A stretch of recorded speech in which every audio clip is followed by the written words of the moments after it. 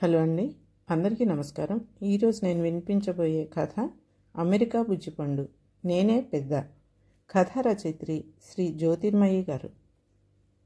నేను Sunitha. Welcome to Telugu Kathalokam.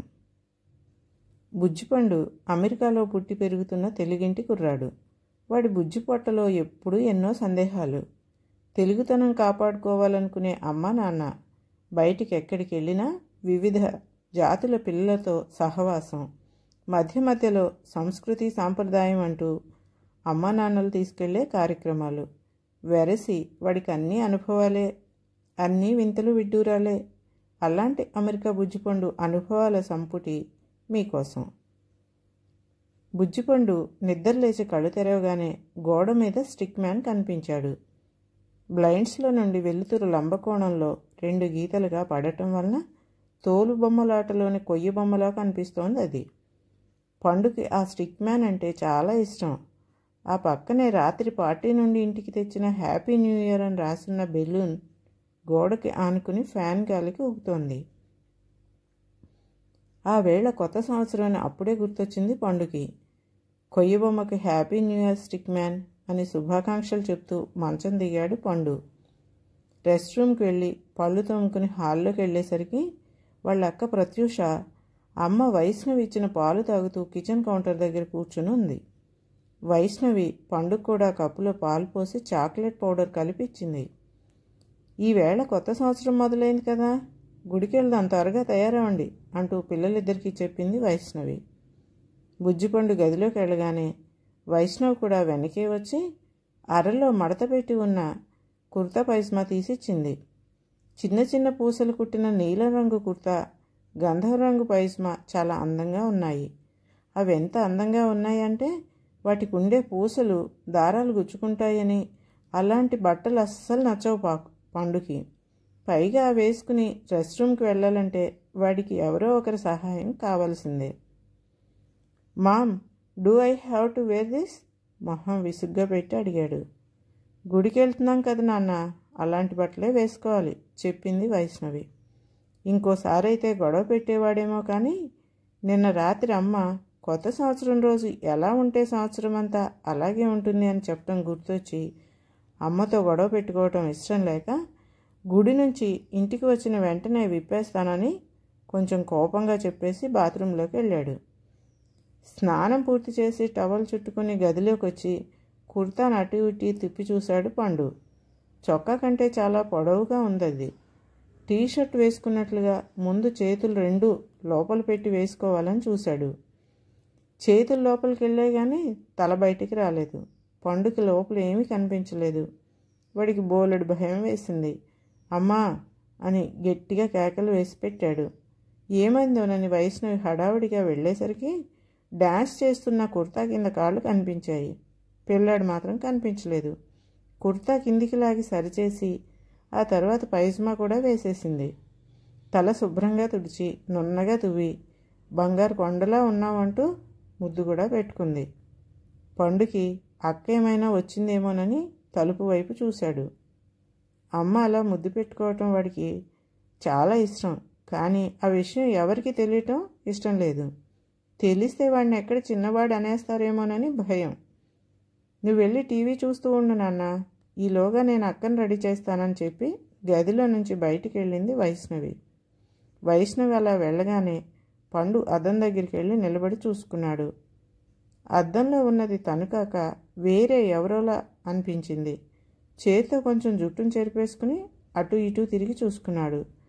వాడు నడుస్తూ ఉంటే చమక్ చమక్మని పూసలు మెరవటం నచ్చింది. ఒక పూసను లాగి చూశాడు. అది ఏకంగా చేతిలోకి వచ్చేసింది. అమ్మొస్తుందేమో, తిడుతుంది ఇప్పుడు అనుకుని జాగ్రత్తగా తిరిగి పెట్టడానికి ప్రయత్నించాడు. అది ఊడిపోతోంది కానీ దాని స్థానంలోనికి వెళ్ళడం లేదు. ఒకసారి ఇలాగే పూసలు లాగేసి వాటిని క్లిక్ ఫిక్స్ పెట్టి అంటిస్తే ఆ విషయం ఎలా కనిపెట్టేసిందో ఏమో మరి. అమ్మవాడికి బోలెడు నీతులు చెప్పేసింది. ఈసారి గప్చిప్పుగా ఆ పూసను తీసుకెళ్ళి చెత్తబుట్టలో పడేసేశాడు. ఏం తెలియనట్టుగా వెళ్ళి సోఫాలో కూర్చుని కార్టూన్ పెట్టుకున్నాడు. ఈలోగా ప్రత్యూష పట్టులంగా 2 జడలు వేసుకుని తయారై వచ్చింది. వాడికి ప్రత్యూష అక్కలా కనిపించలేదు. మొన్న చూసిన తెలుగు సినిమాలో ఎవరో అమ్మాయిలాగా ఫన్నీగా కనిపించింది. అరగంట తరువాత నలుగురు కారులో గుడికి బయలుదేరారు. గుడిలో అల్లరి చేయకూడదు, బుద్ధిగా ఉండాలి చెప్పింది వైష్ణవి. 4th టైం అంటూ పండు చెవులో చెప్పేసింది ప్రత్యూష. ఇద్దరు కిసుక్కుని నవ్వేశారు. పిల్లలు ఎందుకు నవ్వుతున్నారా అని వెనుకకు చూసిన అమ్మతో, అమ్మా ఈవేళ ఏ గాడు పుట్టినరోజు అని అడిగాడు పండు. ఏ దేవుడిది కాదు నాన్న, కొత్త సంవత్సరం కదా, ఈరోజు దేవుడికి మొక్కుకుంటే సంవత్సరం అంతా మంచి జరుగుతుంది. దేవుడి దగ్గర చక్కగా చదువు రావాలని దండం పెట్టుకోండి చెప్పిందమ్మ. అమ్మా ఇక్కడ మా బుక్స్ అన్నీ ఇంగ్లీష్లో ఉంటాయిగా, సరస్వతీదేవికి ఇంగ్లీష్ రాదుగా, మరి మాకు చదువు ఎలా తెప్పిస్తుంది సందేహం వ్యక్తం చేశాడు పండు. ప్రసాద్ రేర్ వ్యూ మిర్రర్లో నుంచి పండును చూసి నవ్వుతూ, దేవతలకు అన్ని భాషలు వస్తాయి, నువ్వు దండం పెట్టుకో, నీకు బాగా చదువు వచ్చేలా చేసేస్తుంది చెప్పాడు నాన్న. దండం పెట్టుకుంటే ఇక నుండి వర్క్ చేయక్కర్లేదా ఆశగా అడిగాడు పండు. నువ్వు వర్క్ చేస్తే ఇంకా బాగా లెక్కలు వస్తాయి చెప్పింది అమ్మ. ఇంకా ఎందుకు రావాలో అర్థం కాలేదు పండుకి. మాటల్లోనే గుడి దగ్గరకు వచ్చేశారు. కారు దిగి చెప్పులు గుడి బయట పెట్టి అరలో పెట్టి అక్కడే ఉన్న కుళాయిలో నీళ్లు తిప్పి కాళ్ళు కడుక్కొని లోపలికి వెళ్ళారు.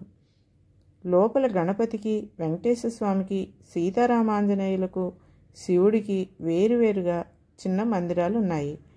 ఒక మూలగా నవగ్రహాలున్నాయి. ప్రదక్షిణలు మొదలుపెట్టగానే శివుడి గుడి దగ్గరున్న పూజారి, అమ్మా నవగ్రహాలను బయటేసి ప్రదక్షిణం చేయండి అని చెప్పాడు. పండు నాన్న వెనకే దండం పెట్టుకుని నడుస్తూ నాన్న చేసినట్లుగానే గుడి గోడల మీద ఉన్న విగ్రహాలను తాకి కళ్ళకద్దుకుంటూ, నాన్న గాడ్స్ అందరిలో ఏ గాడ్ పవర్ఫుల్ అని అడిగాడు. అందరూ మహిమ గలవాళ్లే, ఎవరి మహత్యం వాళ్ళది, ఒక్కో దానికి ఒక్కో దేవుడు. సరస్వతీదేవి చదువు, లక్ష్మీదేవి ధనం అంటే డబ్బులు ఇస్తుంది, అలాగన్నమాట చెప్పాడు ప్రసాద్. ఒక్కో దానికి ఒక్కో దేవుడు ఉంటాడా, మరి బట్టలకి రౌడ్లకు దేవుడెవరు? గోడ మీద చెక్కి ఉన్న అమ్మవారి కాళ్ళు తాకి కళ్ళకద్దుకుంటూ అడిగాడు పండు. వాటికి దేవుడు ఉండడు నాన్న చెప్పింది వైష్ణవి. అమ్మవైపు అపనమ్మకంగా చూశాడు. రోజు బట్టలు వేసుకోవాలా, మరి మంచి మంచి బట్టలు దేవుడే కదా ఇవ్వాలి, వాటికి దేవుడు లేకపోవడం ఏంటి అని ఆలోచిస్తూ ఉంటే వాడికి మొన్న టీవీలో చూసిన రోడ్డు ప్రమాదం గుర్తొచ్చింది. ఆ క్షణంలో వాడికి రోడ్డు దేవుడు లేకపోబట్టి ఇలాంటి ప్రమాదం జరిగిందని ఆలోచిస్తూ, నాన్న మనం వాటన్నిటికీ దేవుణ్ణి పెట్టుకుందాం అని చెప్పాడు. దేవుడిని మనం పెట్టుకోవడం ఏంటి, ఎలా పెడతాం దేవుణ్ణి అన్నాడు పండుతో. అంతకంటే ఏం చెప్పాలో ఆ క్షణంలో తోచలేదు ప్రసాద్కి. ఈ కొత్త గుడి కట్టినప్పుడు దేవుళ్ళందరినీ ఇండియా నుండి తెప్పించుకోలేదు, అలానే తెచ్చిపెట్టుకుందాం అని చెప్పాడు. ఈలోగా 3 ప్రదక్షిణాలు పూర్తవటంతో వెంకటేశ్వర స్వామి గుడి ముందు నిలబడ్డారు. అప్పటికే చాలామంది అక్కడ దేవుడిని చూస్తూ మందిరానికి అటూ ఇటూ వరుసగా నిలబడ్డారు. పూజారి దేవుడికి అభిషేకం చేస్తూ మంత్రాలు చదువుతున్నాడు. అమ్మా ఇంకా ఎంతసేపు పూజ మెల్లగా అడిగాడు వైష్ణవిని. ఇంకొంచెం టైం పడుతుంది, మాట్లాడకుండా నిలబడు చెప్పింది వైష్ణవి. పండు అక్కడే నిలబడి దిక్కులు చూడటం మొదలుపెట్టాడు. కొంతమంది ఆడవాళ్ళు ఓ ప్రక్కగా కూర్చుని పువ్వులు కడుతూ ఉన్నారు. లైన్లో నిలబడిన వాళ్ళు కొంతమంది కళ్ళు మూసుకుని ఉంటే మరికొంతమంది పెదవులు కదుపుతూ శబ్దం రాకుండా ఏదో చదువుతున్నారు. దూరంగా ఉన్న టేబుల్ మీద ప్రసాదం ట్రేలు 2 కనిపిస్తున్నాయి. అక్క ప్రసాదం ఎప్పుడు పెడతారు మెల్లగా ప్రత్యూష చెవి దగ్గరికి వచ్చి అడిగాడు పండు. పండు ఎంత మెల్లగా అడిగినా అది వైష్ణవికి వినిపించి నోటి మీద వేలు పెట్టుకుని మాట్లాడవద్దన్నట్లు సైగ చేసింది. పూర్తయిన దానికి గుర్తుగా పూజారి గంట గణగణ వాయించి నైవేద్యం పెట్టడానికి గర్భగుడిలోకి వెళ్ళి ప్రసాదం గిన్నె పట్టుకుని తలుపులు దగ్గరగా వేసేశాడు. నాన్న పూజారి తలుపులు ఎందుకు వేశాడు, లోపల ఏమైనా కనిపిస్తుందేమోనని తొంగి చూస్తూ సందేహం వ్యక్తం చేశాడు పండు. పెద్దవారిని గౌరవించాలి, పూజారి గారిని వేశాడు అనకూడదు, వేశారు అనాలి సరిదిద్దింది వైష్ణవి. దేవుడు ఆ నైవేద్యం తింటాడు కదా, అప్పుడు ఎవరూ చూడకూడదని వేశారు చెప్పాడు ప్రసాద్. పూజారి ఇంకా లోపలే ఉన్నారుగా, ఆయన కూడా తింటారా నాన్న కబుక్కున పండు నోరు నొక్కేశాడు. మాట్లాడకుండా కళ్ళు మూసుకుని దండం పెట్టుకో అంటూ సన్నగా కసిరింది అమ్మ. తరువాత ఆంజనేయస్వామి గుడి దగ్గర ప్రత్యూష ఆంజనేయస్వామి దండకం చదివింది.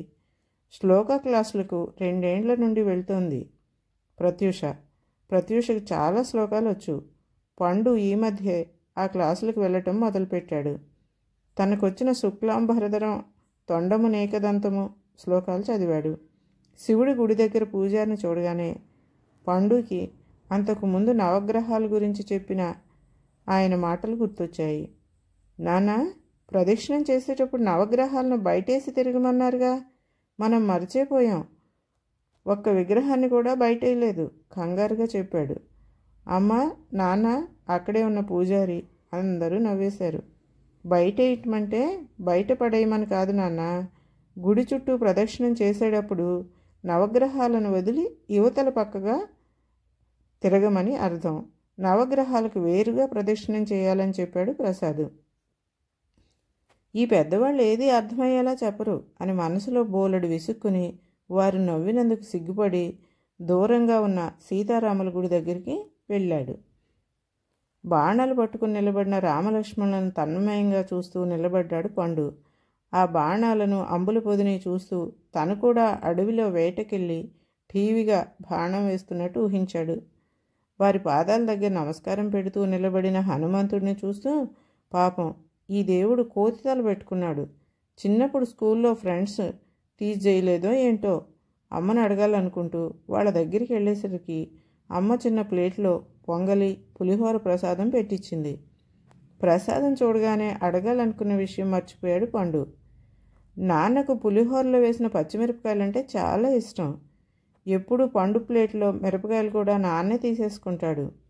పచ్చిమిరపకాయలు నాన్నకి ఇవ్వటానికి పండు తన ప్లేట్ వైపు చూశాడు. ఒక్క మిరపకాయ కూడా లేదు.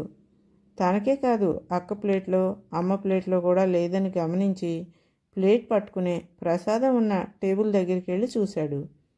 అమ్మా, వీళ్ళు పులిహోరలో మిరపకాయలు వేయటం మర్చిపోయారు అక్కడి నుండే అరిచేశాడు. అక్కడున్నంత జనము వాడిని చూసి నవ్వగానే ఈసారి పండుకు నిజంగానే బోలెడు కోపం వచ్చింది. ఈ పెద్దవాళ్లకు నవ్వడం తప్ప వేరే పని లేదనుకుంటూ కోపంగా అమ్మ దగ్గరికి వచ్చేశాడు. ప్రసాదం తినకుండా ప్లేట్ పక్కన పెట్టి తలంచుకుని కూర్చున్న పండును చూసి నాన్నకు వాడు నొచ్చుకున్నాడని అర్థమైంది. నేను తినిపించినా నాన్న అంటూ ప్రసాదం చేతిలోనికి తీసుకున్నాడు ప్రసాద్. ఏం అక్కర్లేదన్నట్లుగా మొహం పక్కకు తిప్పుకున్నాడు పండు. అమ్మ వాడి జుట్టు నిమురుతూ, దేవుడికి చేసిన పులిహోరలో మిరపకాయలు వెయ్యరు నాన్న అని చెప్పింది. ఎందుకు, దేవుడు కారం తినడా అంటూ తనకు తెలియకుండా నాన్న వైపు తిరిగి నోరు తెరిచాడు పండు. నాన్న స్పూన్తో పొంగల్ నోట్లో పెడుతూ తినడని చెప్పాడు. అయితే దేవుడు ఇంకా చిన్నవాడే, అందుకేనన్నమాట అమ్మ పూజారి గారిని తిన్నారు అని దేవుడిని తిన్నాడు అని చెప్పింది అనుకున్నాడు. కారంగా ఉండే ఆవకాయ ముక్కలు కడుక్కోకుండా తినేస్తున్నాను, దేవుడి కంటే నేనే పెద్ద అనుకున్నాడు పండు. కథ సమాప్తం.